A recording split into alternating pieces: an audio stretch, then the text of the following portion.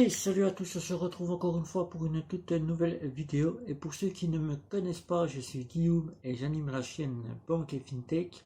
Je compare et je synthétise et je teste des banques et des FinTech pour que vous puissiez faire des économies sur vos frais bancaires.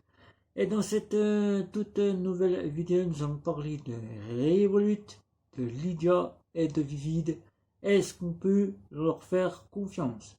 C'est parti, on vous dit tout. Alors donc, quand on place notre argent, déjà d'une première chose, quand on choisit une banque, que ce soit une banque traditionnelle classique, ou une banque en ligne, ou une fintech, ou une néobanque, on doit déjà premièrement connaître un peu l'histoire de la banque. Mais là, une banque en ligne, une banque traditionnelle classique, on sait tout de suite que c'est une banque, puisqu'elles ont tous plus ou moins une agence, ou elles proviennent d'agences bancaires, telles que Boursorama, la Société Générale. Donc on sait que derrière la Société Générale, c'est une banque à part entière. Dans les fintechs, c'est tout autre chose. Certains domaines, certaines n'appartiennent pas à des banques, n'ont pas de banque derrière. Donc il faut connaître d'abord d'une première part leur histoire, mais leur agrément qui est donné par la CPR. On ne place pas son argent comme ça, sans connaître si c'est une véritable banque, donc entre parenthèses une néobanque, ou si c'est un compte de paiement, voire un compte de monnaie électronique, dit prépayé, voilà, entre parenthèses. Aujourd'hui, c'est la CPR. La CPR, pour ceux qui ne connaissent pas, c'est la Banque de France qui délivre l'agrément et qui délivre ainsi l'autorisation de pouvoir délivrer une licence bancaire des fonds de garantie et de résolution. Donc c'est avec cela que nous savons si on peut faire confiance ou pas à ces établissements. Donc la CPR, nous avons donc pris contact avec la CPR, la Banque de France, mais aussi sur le site Regafit qu'a mis en place la Banque de France. Donc c'est avec Revolut, avec Lydia et avec Vivid Money, que vous voyez ici, que nous avons donc choisi ces trois domaines fintech et néo-bancaires pour en faire notre compte principal. C'était celle que nous convoitions le plus.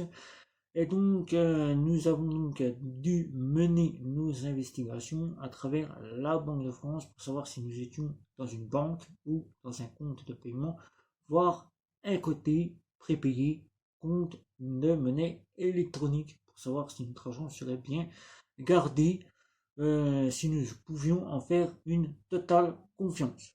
Alors, Revolut, et oui, on va commencer par Revolut, et oui, Revolut, qui maintenant, depuis mai 2022, arrive avec son RIB français, qui était un compte de paiement jusqu'à qu'elle annonce sa licence bancaire fin 2021, licence bancaire des fonds de garantie et de résolution. Nous avons donc décidé de convoiter cette petite néobanque, puisque c'est une néobanque, puisqu'à partir du 1er juillet, elle passe du côté banque UAB, donc banque UAB, mais ce n'est pas une banque en France proprement dit, puisqu'elle ne sera qu'un succursale de la banque auquel elle va s'expatrier. Donc, Revolut devient donc une banque à part entière, mais notre totale confiance s'est jouée sur est-ce que c'est une véritable banque, est-ce que c'est simplement une succursale, ou tout simplement est-ce que nous allons pouvoir y déposer en toute sécurité notre argent. Donc Revolut, nous disposons de la carte métal. Oui, une carte métal qui propose pas mal de petites offres, des rewards, des assurances comme par exemple les salons d'aéroport auxquels nous pouvons aller, les salons d'aéroport. Nous avons des assurances pour les retards de vol, les pertes de bagages et les vols de bagages. Nous avons l'assistance médicale, nous avons la location de véhicules, etc. etc. Donc Revolut, nous avons donc contacté la CPR, la Banque de France, et nous avons donc eu ce que le site Regafit pouvait nous donner. Elle est bien enregistrée à la CPR, mais ne disposant pas de l'agrément français. Et oui, elle n'a pas d'agrément français, elle n'est donc pas agréée par la Banque de France en tant que succursale et en tant qu'établissement de crédit en France, elle est totalement agréée à la banque lituanienne UAB dont elle dispose les agréments, c'est-à-dire d'établissement de crédit, mais en Lituanie. Donc même si Revolut, depuis mai 2022, fait arriver son RIB qui n'est encore pas déployé pour tout le monde, qui depuis maintenant annonce le 1er juillet être une banque à part entière, aujourd'hui n'étant pas agréé totalement en France, mais en Lituanie, nous sommes donc sous la juridiction lituanienne, bancaire lituanienne, donc c'est toute la Lituanie qui va nous gérer, nous en France, malgré que nous avons une succursale qui n'est pas enregistrée en France, mais qui est totalement sous l'ordre de la Lituanie.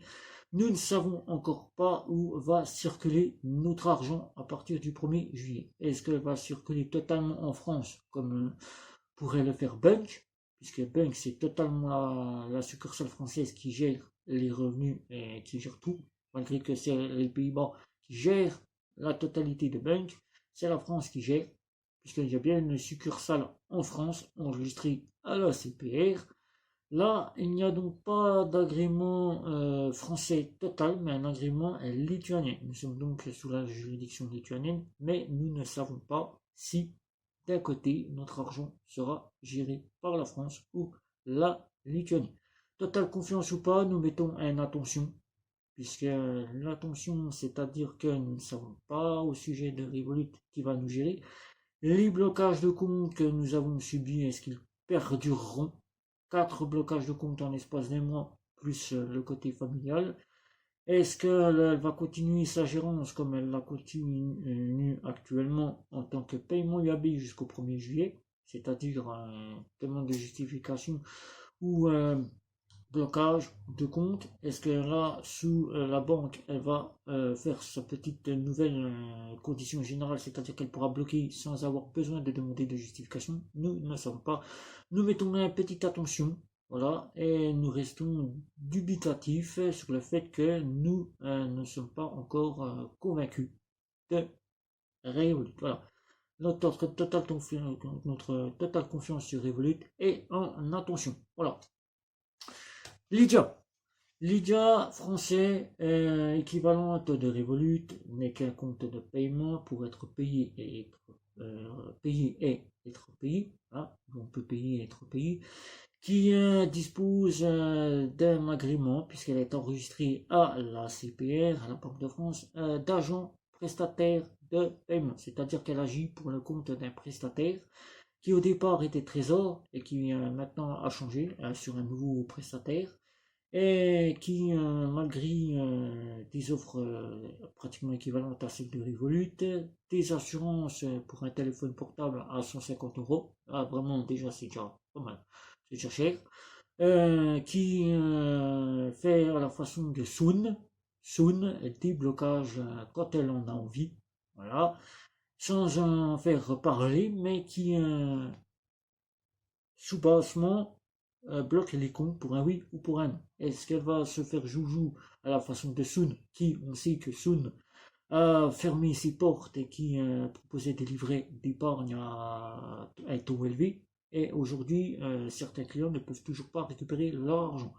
Donc même si Lydia propose déjà d'ordre de pouvoir à l'avenir se faire mettre en place une licence propre, nous la mettons de côté, tout simplement. Notre confiance n'est pas portée sur Lydia. Voilà, tout simplement, puisque déjà un RIB qui n'est pas accepté par la moitié des créanciers ne peut donner une confiance d'y déposer son argent. Donc, cela, Lydia, tout simplement, pour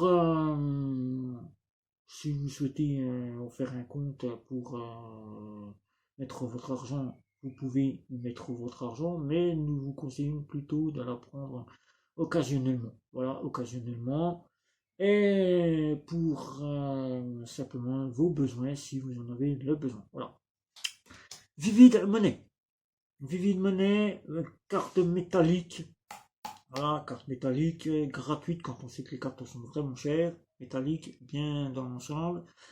Vivid Money est pas enregistrée à la CPR. Et oui, elle ne passe donc pas par la CPR proprement dit. Il n'y a pas d'enregistrement sur le nom de Vivid Money.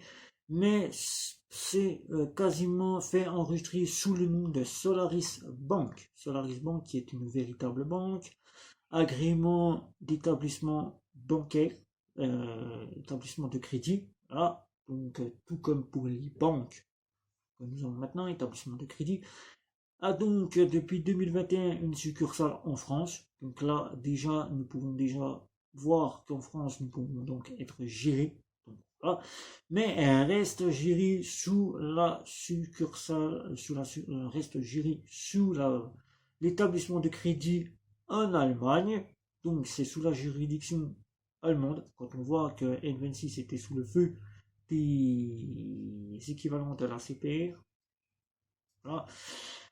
Nous pouvons juger que nous avons eu des petits retours sur le feu de l'assolarisement qui était aussi surveillé par le BaFin allemand, tout comme l'était N26, il est encore, mais qui n'a pas fait trop parler de ce sujet-là. Nous pouvons donc penser que tout ce qui est donc allemand, notre confiance peut se mettre de côté. Voilà.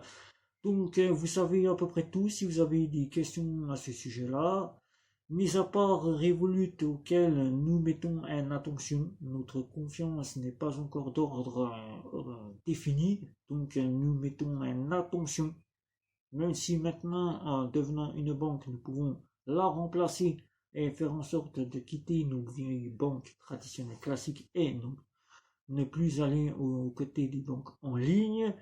Ça reste encore quelque chose d'ubitatif puisque nous ne savons pas où va être placé notre argent puisque la CPR nous a donc informé que ça serait totalement la Lituanie puisque tout a été enregistré sous la Lituanie malgré qu'il y ait une succursale en France. La succursale n'est pas enregistrée en France mais en Lituanie. Voilà. Donc vous savez à peu près tout pour le moment. Nous attendons de voir si Revolut, les avancées se passent de ce que nous l'espérons, de ce qu'elle a annoncé, et nous pourrons peut-être à l'avenir changer notre confiance et lui porter quasiment une totale confiance qui pourrait être de l'ordre de ce qui est chez Orange Bank ou Boursorama, et peut-être en faire un jour notre compte principal. Voilà. Donc si vous avez des questions à ce sujet, n'hésitez pas, c'est sous la vidéo, n'hésitez pas à liker, à partager, à nous retrouver sur les réseaux sociaux et surtout vous abonner à notre chaîne pour de nouvelles vidéos. Qu'on aimerait savoir aussi si vous souhaitez continuer à nous suivre, que vous nous aimez aussi un petit peu notre travail. Sur ce, n'hésitez pas, les réseaux sociaux sont là, on est là, on vous répond à toutes vos questions. Et sur ce, c'était Guillaume pour cette toute nouvelle vidéo. Ciao, ciao, ciao.